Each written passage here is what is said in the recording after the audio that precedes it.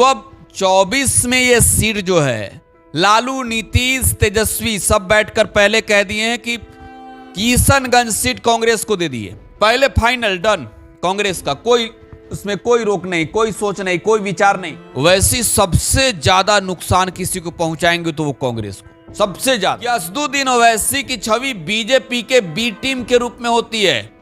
ओवैसी को कहा जाता है कि अरे भाई ये भाजपा का दलाल है, चुपचाप बैठकर पीछे से गेम खेलता है। मुसलमान को अगर वोट नहीं, मुसलमान को टिकट नहीं दिया बीजेपी के लोग, तो कांग्रेस का कैंडिडेट दिन में 11 बजे चुनाव जीत जाएगा। 11 बजे फाइनल है वहां। अब वो भाई ये वोट कटवा को समर्थन कहां से मिल गया? इस सीमांचल के मुसलमान इसके और कहां से चले गए? जातीय जनगणना के रिपोर्ट जब बिहार में सार्वजनिक हुए तो आंकड़ों में आपने देखा होगा कि हिंदू की आबादी मुस्लिम के तुलना में कितना अधिक है। 1 और 81% से अधिक बिहार में हिंदुओं की संख्या है, तो 17.70% बिहार में मुसलमान है। लेकिन बिहार के एक ऐसे लोकसभा सीट के बारे में आपको बताने जा रहा हूं जहां आज तक आजादी के बाद या फिर पहले एक बार ही हिंदू कैंडिडेट की जीत हो सकी है। हिंदू बिहार में 81% से अधिक है, लेकिन बिहार का वो कौन सा लोकसभा सीट है जहां 1952 से चुनाव होते रहे और मात्र एक बार हिंदू कैंडिडेट चुनाव जीते हैं। सबसे बड़ी बात कि मुस्लिमों की बड़ी आबादी उस इलाके में है और हर बार मुस्लिम कैंडिडेट की जीत होती है। लेकिन उससे भी बड़ी बात कि भारतीय जनता पार्टी ने भी मुस्लिमों के गढ़ में अपना खाता एक बार खोला हुआ है। बीजेपी के कैंडिडेट एक बार मात्र चुनाव जीते हैं। तो आपको विस्तार से बताते हैं। लोकसभा चुनाव 2024 की तारीख ज्यों-ज्यों नजदीक आ रही है, बिहार में रणनीति बन रही है। 40 लोकसभा सीटों को जीतने का दावा अमित शाह कर रहे हैं, तो दूसरी ओर महागठबंधन जो अब इंडिया बन गई है, अब INDIA के नेता भी लगातार रणनीति बना रहे हैं। और ऐसे में बिहार का एक ऐसा सीट जो कांग्रेस के झोली में पहले ही डाल दी गई है, जिसको लेकर कोई लेकिन किंतु परंतु नहीं है।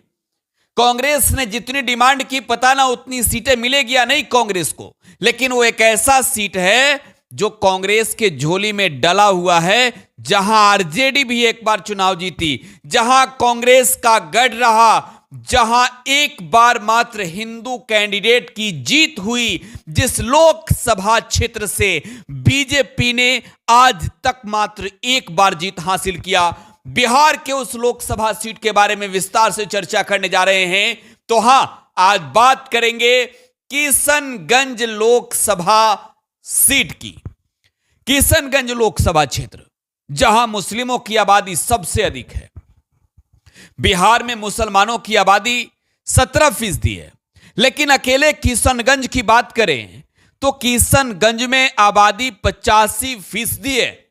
अब जरा सोचिए, किशनगंज में मुसलमानों की संख्या 12 लाख से अधिक है, 12 लाख। तो अब हर बार वहां तो मुसलमानों की जीत होगी भाई। तो कांग्रेस ने यहां पर पहली बार जीत हासिल की और उसके बाद लगातार जीत मिलते गई कांग्रेस को। लेकिन सबसे बड़ी बात कि फिलहाल कांग्रेस ने वहां पर हैट्रिक लगाया है। 14, 19, उससे पहले 2009 और कांग्रेस ने हैट्रिक लगाया है। अमित शाह बिहार में आकर कह रहे हैं कि अरे भाई जीतेंगे 40 में 40। लेकिन जब जेडीयू, जब बीजेपी एक साथ चुनाव लड़ी तो भी वो सीट कांग्रेस ही जीती। जब मोदी का लहर था 2014 में, तो मोदी लहर में भी वो सीट कांग्रेस ही जीत गई। 2009 के चुनाव में भी उस सीट पर कांग्रेस ने ही जीत हासिल की और यहां से लालू प्रसाद यादव की पार्टी राष्ट्रीय जनता दल भी चुनाव जीती है। और मैंने बीजेपी की बात की है तो भारतीय जनता पार्टी के एकमात्र कैंडिडेट मात्र एक बार वहां से चुनाव जीते, वो सैयद शाहनवाज हुसैन हैं। 1999 में शाहनवाज हुसैन साहब चुनाव जीते थे। लेकिन सबसे दिलचस्प बात क्या है, अब सोचिए 81.92% आबादी बिहार में हिंदुओं की और मुसलमान 17%। और वहां पर किशनगंज लोकसभा सीट पर मात्र एक बार लखनलाल माथुर 1967 में प्रजा सोशलिस्ट पार्टी के टिकट से चुनाव जीते थे और उन्होंने इतिहास रचा कि भाई एक बार हिंदू तो जीता है। अब सोचिए कि जिस सीट पर मुस्लिमों की आबादी सबसे अधिक होगी, जिस सीट पर 85% मुसलमान होंगे, तो वहां तो यह तय करना होगा कि अरे भाई यहां मुसलमान 85% है तो जीतेगा मुसलमान ही।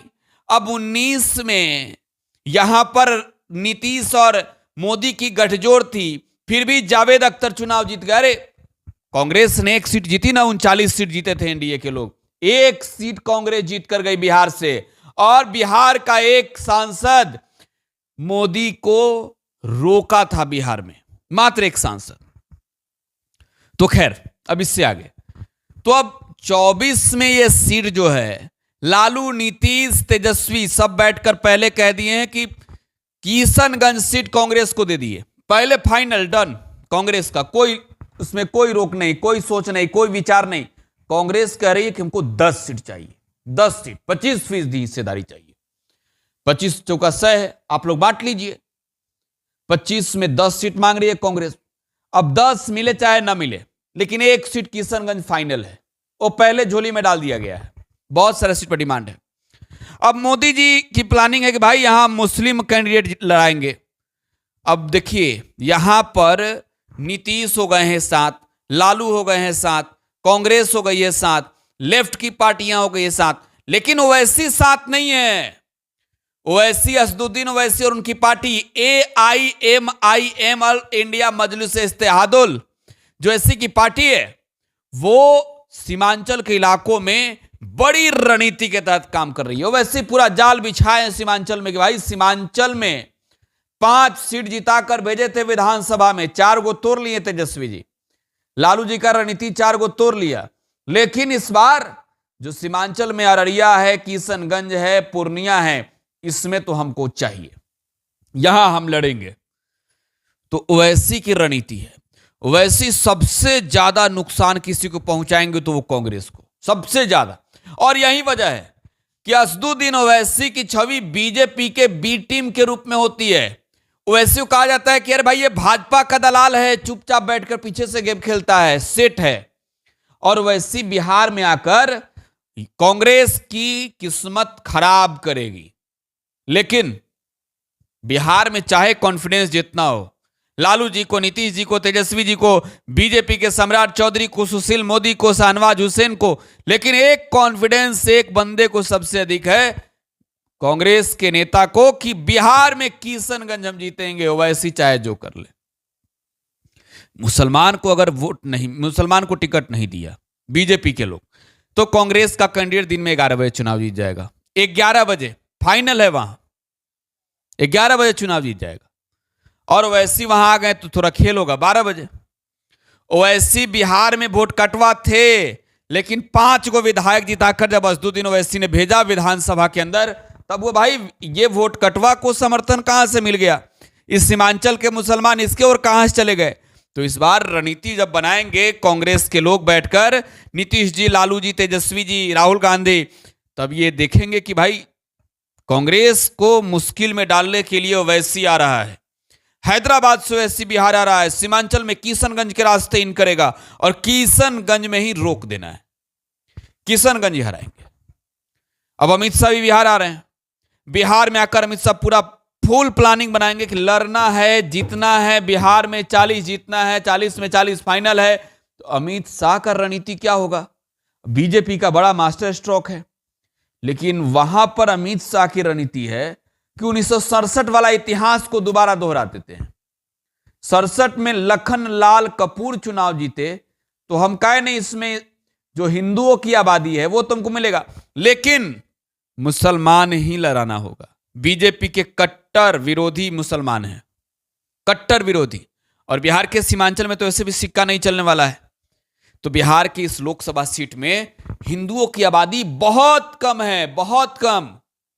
आप ये कह लीजिए कि 15-16% तो हिंदू है ही, और उसमें भी निर्णायक मिलेगा तो यादव, ऊपर से गिरे, ऊपर से मुसलमान, तो नीचे यादव बैठे। बहुत वहां गेम प्लान सेट होगा और हम आपको लगातार बताएंगे। फिलहाल आप टुडे बिहार न्यूज़ के साथ बने रहें। धन्यवाद।